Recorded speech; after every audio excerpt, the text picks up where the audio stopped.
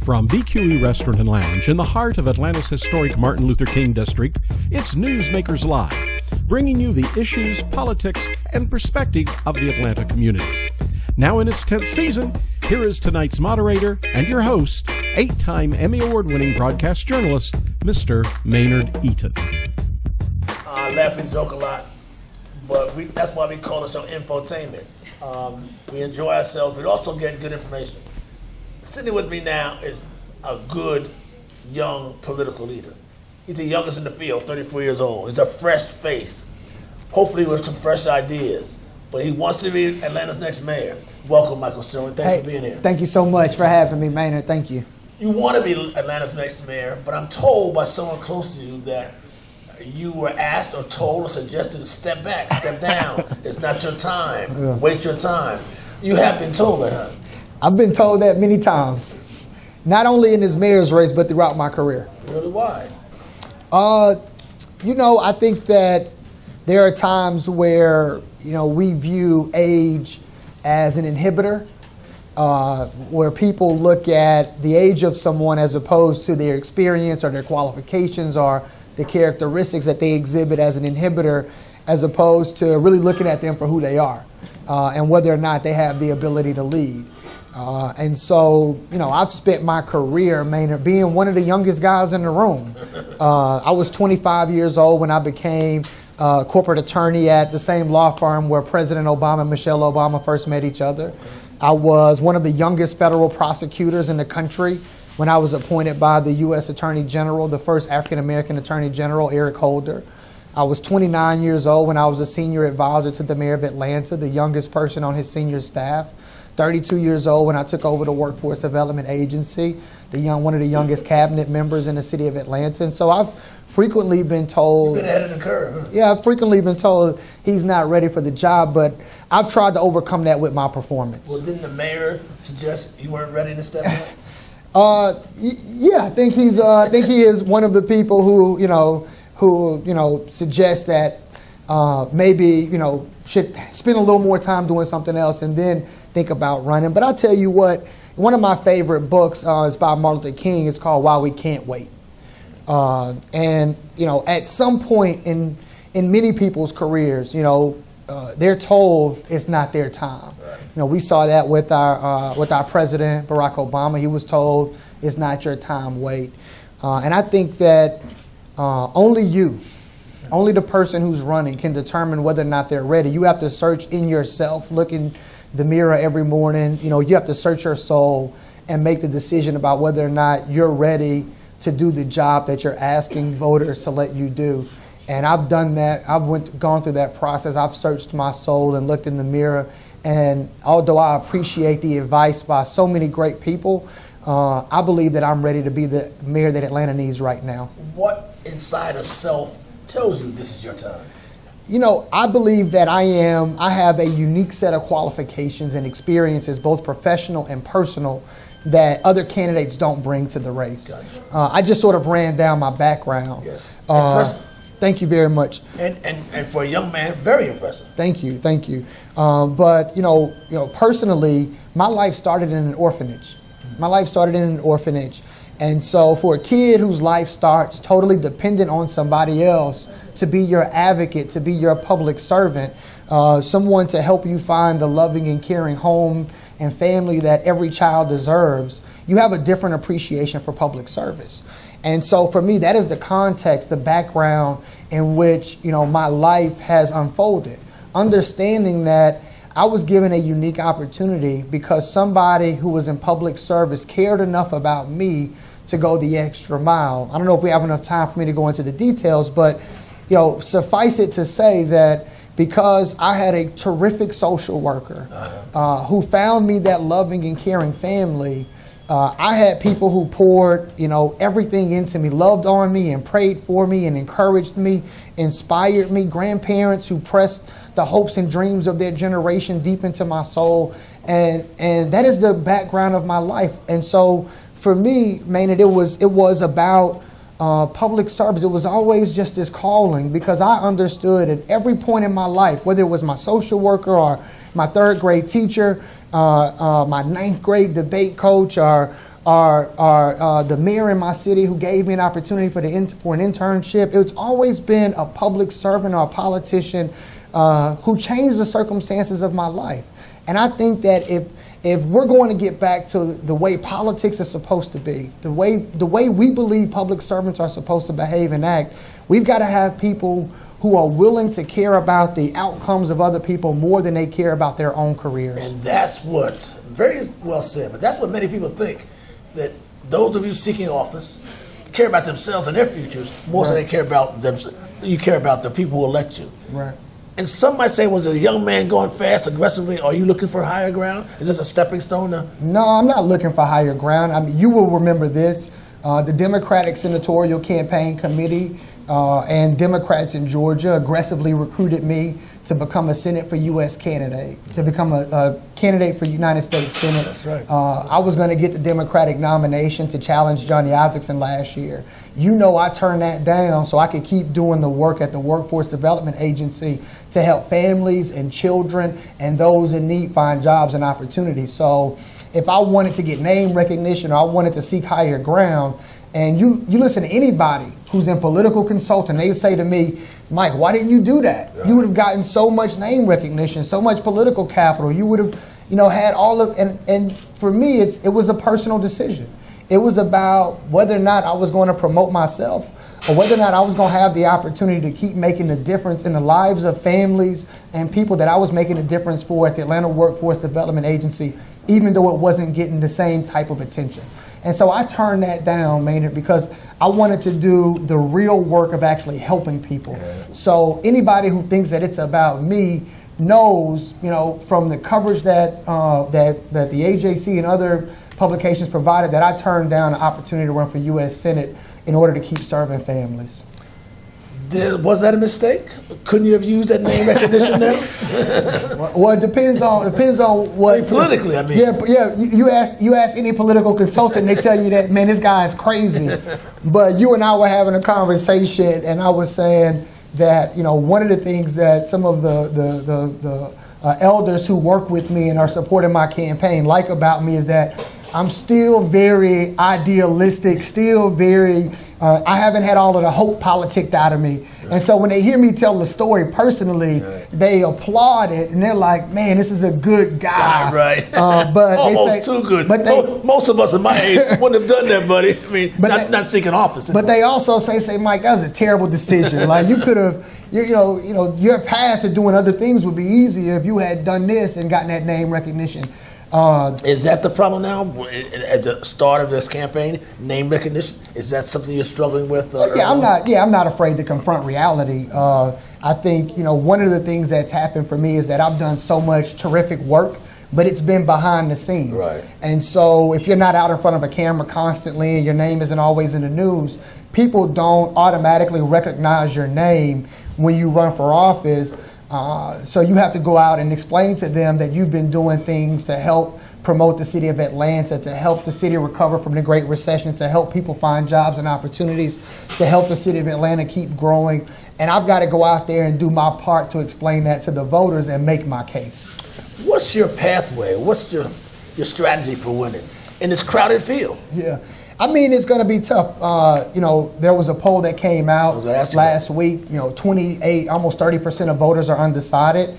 We commissioned an internal poll. I just released some of the results on Facebook shortly before I came here. 44% of voters in our city want to see a federal prosecutor go and clean up the corruption at City Hall. Really? And want to see a former federal prosecutor elected. We had about 44% said that was what they wanted. About 27% or so said they weren't interested in that, and about another 20% or so, 28% or so were undecided. But you have a vast majority of voters. I just have to connect the dots. But as I understand it, you didn't participate in the AJC poll. Well, it's not that I didn't participate. They didn't poll my numbers. Really? So they didn't poll where I stood with the voters. So where do you think you stand based on your research? We think we have a pretty good position. I mean, again, I've got a name recognition problem that I recognize, my team recognizes, and so we're going to be working very, very hard to overcome that. But the more and more I go and meet voters one-on-one, the more and more we have candidate forums and opportunities to compare and contrast the candidates, I believe that my campaign is going to do better and better. You're 34 years old, with a dynamic and, if not great, history and career already. What do people say when they see you? You're a fresh face. Do they go, no, man? Or they say, yeah, we need this bright, young blood. I mean, I would imagine you get both kind of reactions. I do. I get a number of mixed reactions. I get, a number of people who, as you mentioned earlier, say, oh, you can wait, you've got time. No, I didn't say that now. And then others said that, yeah. And then I get a number of people who are just extremely excited about seeing a young, fresh face and are really excited about the opportunity to have, someone young in office. But I think more than any of that, people know that I'm serious. So when I sit down and have a conversation with someone, whatever their initial impressions are just on visual alone, once we're able to have an opportunity to converse and talk, and I tell them about my background, I talk about why I'm running for mayor, what I care about in the city of Atlanta. People understand that I'm a very serious candidate who wants to actually do the job of mayor. I'm not just looking for the title. Being mayor of Atlanta is not a ceremonial position. It is a real tough job. You've been there, you know that. Right, it's a tough job. And so you've got to be willing and ready to roll up your sleeves and do the very hard work of addressing some of the toughest challenges that our city faces. But why do you want to do this? You could do anything. I mean, you're a young guy, attorney. You could be filthy rich. I would tell you that. People ask me that. My family, especially my dad, asks me that all the time. What are you doing, son? Yeah. He's like, you could help me and your mom retire early, so why are you doing this? But, Maynard, as I talked about my background, somebody made a difference for me, right? Yeah. And so, and there are many ways to make a difference. I chose politics. I chose public service. There are many ways to make differences in our society. But this, it always comes back to me for this woman named Ruby Douglas, who was my social worker, who, went the extra mile, who did the extra work. She means a lot to you. She does. I'll just briefly share a little bit of the story with you. She had a very hard time placing me as an infant. She would, try to place me with the family and it wouldn't work out. And she tried to place me and it wouldn't work out. And she called a family that she knew that lived about 100 miles south of where she was. She got in her car. She called the family. She said, hey, I'm coming to bring you your son. A declarative statement. I'm coming to bring you your son.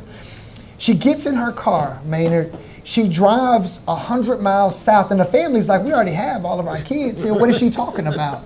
She drives 100 miles south, presents me to my family. She says, I really believe that this is your baby. This is your son.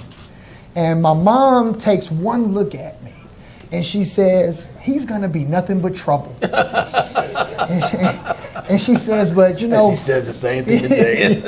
She says, but this is our son. And I think about, what if I'd had somebody who just dialed it in? Right. Who waited, right? Who was waiting for somebody to walk in to decide, to make a decision about whether or not they wanted to adopt a child. Right. 30,000 kids come out of the foster care system every year. 60% of those kids who age out of the foster care system don't go to high school. Don't graduate from high school. So I don't think that I am special. I think that the difference in my life, the circumstances of my life are dramatically different because somebody cared for me and somebody wrapped their arms around me. And this woman looked into the eyes of an unwanted child and she saw hope and possibilities. And that means a lot to me. And I think that there are a lot of people in our city and a lot of people in our society who feel unwanted, who feel left behind. And I think that those folks need a mayor who's going to care about them and who's going to address their issues and their challenges. And that's why I'm running. That's why I don't think we can wait. And that's what you bring to the table, this passion for helping? Is that what Atlanta needs? No, Does Atlanta need fixing? I think our politics need it in general. I certainly think that when you look at where Atlanta is right now, you know this well. We've been at the top of the list for income inequality. Right. 80% of African American children in our city live in neighborhoods that are in high concentrations of poverty. The AJC just did a major report about the disparity in our public school system. People feel left behind in our city. And yes, I bring a fresh perspective, and I bring a deep compassion and a deep concern for those issues, because I know that but for the grace of God, there go I. And if somebody can intervene, if somebody can care, just like my social worker cared about me, about those children who feel like nobody cares about them, like those families and those mothers who feel like nobody cares about them, then maybe we can start to make a difference in those horrific statistics that our city are facing every day. But it's almost like a tale of two cities. The north end of town is thriving, construction everywhere. Sure. How do you know the two? How do we morph the two together? I mean, is that going to be the major challenge? Should you be elected? Well, you know, one of the things that I do, I'm willing to take the case that I just gave you to the Buckhead community. And one of the things that I talk about is what the economic health of the city means. I don't think it's either or. I think we all need each other.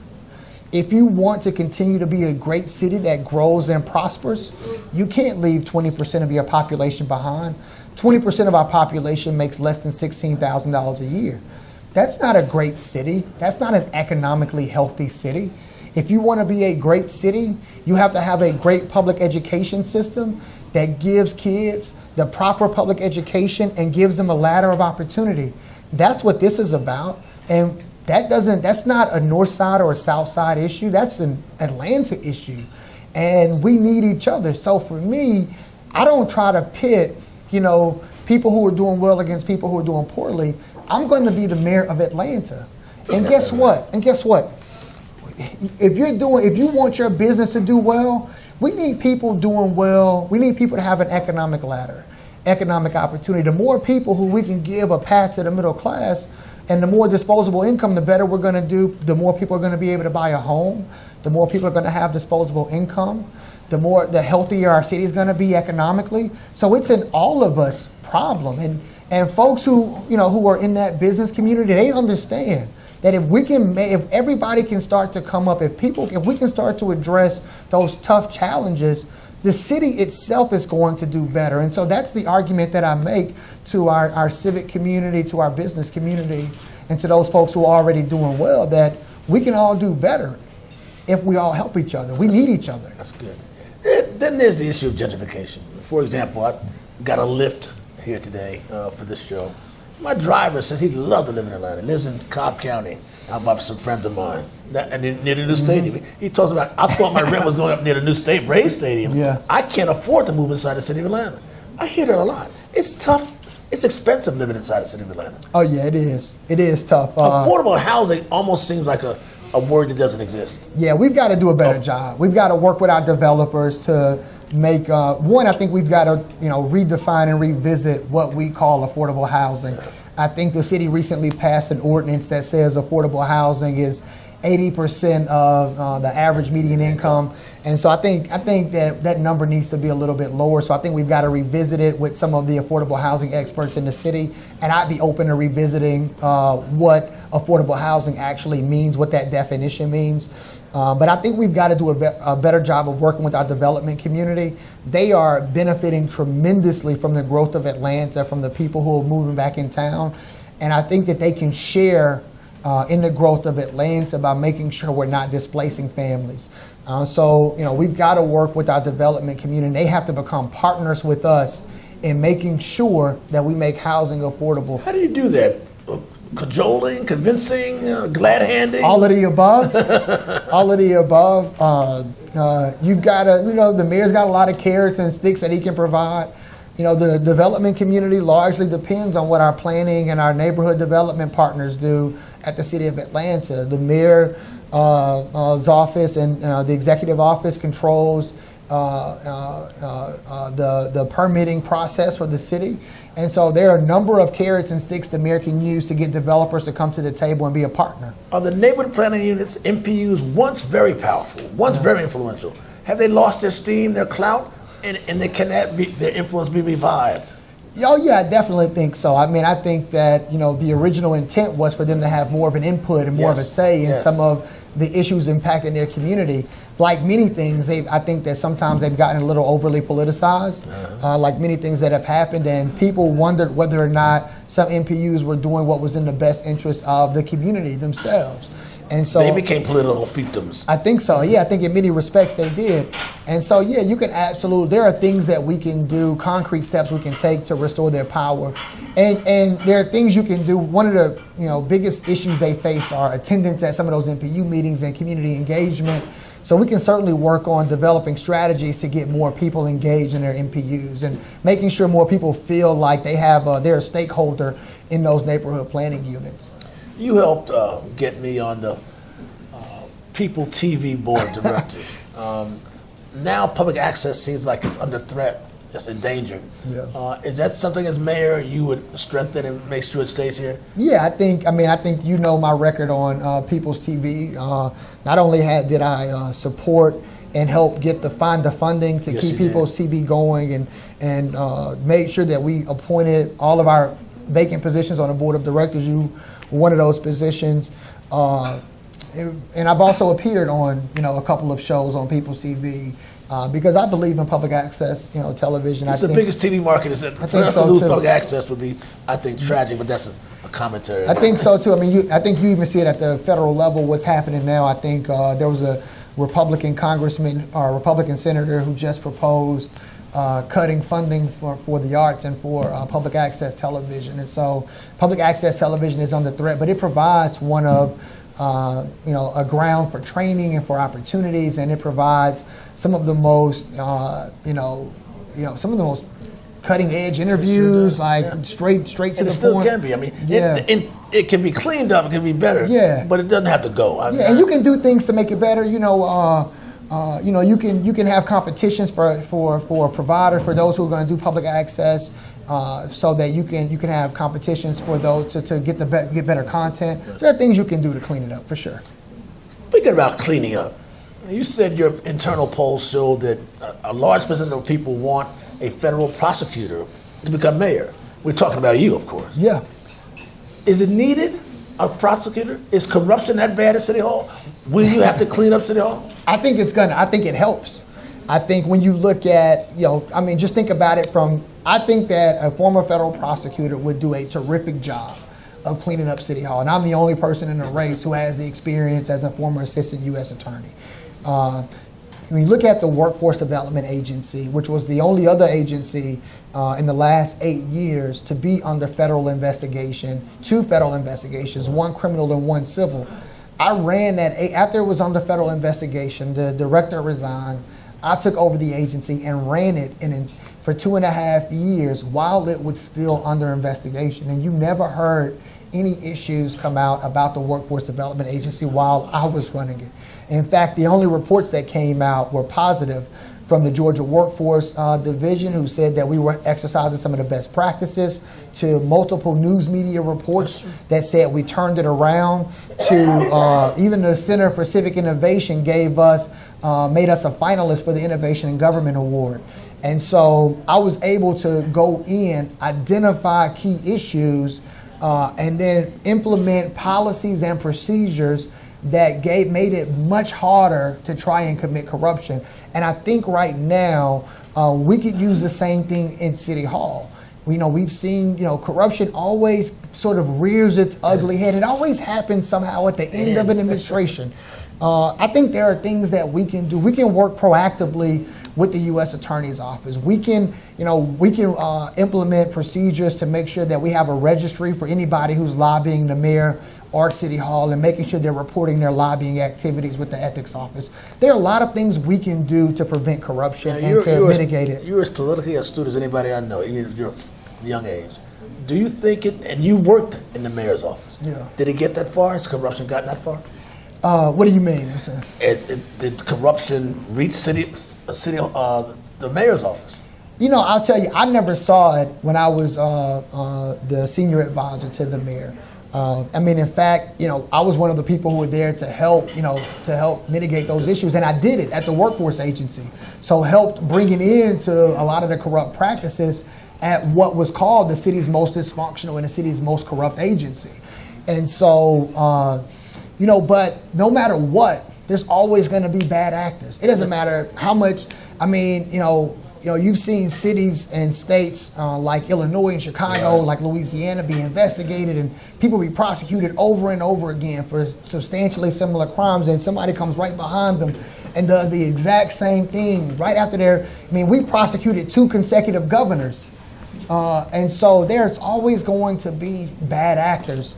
And you have to feel bad for people who go to work trying to do the right thing, and there are bad actors there. But there are lots of things we can do to mitigate the possibilities of people committing corruption in the future. And I think we have to put some of those metrics, some of those policies in place. Finally, Michael, a friend of mine and somebody who once wrote for the Atlanta Journal-Constitution, her name is Erin Wack, filed a story with the Associated Press yesterday talking about how many major black cities are not electing black mayors any longer because too many of them are running against each other. I think she cited St. Louis as an example of a white person winning the election because 3 black men ran against each other and neither one of them could outdistance the other. Yeah. Are we looking at that here?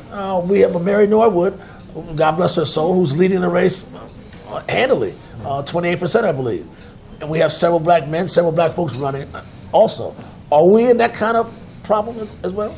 Well, let me say this. One, I think that if you're going to run for mayor of Atlanta, you need to run on who you are, your record, and your own character. It shouldn't be about black versus white. We should be trying to bring people together across different races, ages, demographics, political affiliation. Whether or not you're going to get held up when you walk out of here or not is not a black or a white issue. That's right. But I will tell you that one of the beautiful things about the city of Atlanta is that Atlanta requires there to be a runoff. St. Louis doesn't have that same requirement. And so I've seen people comparing St. Louis to Atlanta, but the woman who won in St. Louis won with 32% of the vote and became mayor. That can't happen. That can't happen in Atlanta. Atlanta has a requirement that you have to get a majority of the vote. And if you don't, you go to a runoff. And so, what you see right now, even with the poll that came out last week, what you see is even though she's leading in the polls, she doesn't have 51%. Right. She would still have to go to a runoff and have a head-to-head competition with whoever came in second. And that happened in 2009, where she won by 10 points in the general election and then lost by a percentage point in the runoff. And so those things happen. And so I don't think that people should be overly concerned. I think it's a very good thing that so many people want to run for mayor. It tells you how important the position is. I just think that I'm the right leader at this time for the city of Atlanta. Michael Sterling, how are you? Thank you, man. Thank you, man. Thank you very much. Jim Welcome now. Jim Welcome, who is my partner, my friend, and the producer of this show. As usual for the last decade, has a closing comment, which will be cutting, incisive, and controversial. It's a slow night, ladies and gentlemen. Let me say this. This gentleman feels good. When I say he feels good, I mean the city of Atlanta has been stuck in the same template for a very long time. It's had the same old political operatives and the same old political focus for a very long time. From the side of the city that I live in and the side of the city that I engage, both on a business and a personal level, he feels good. Perhaps it's time for another decade of different leadership, maybe, or perhaps it's time for a new feeling in the city of Atlanta. Ladies and gentlemen, this has been Newsmakers.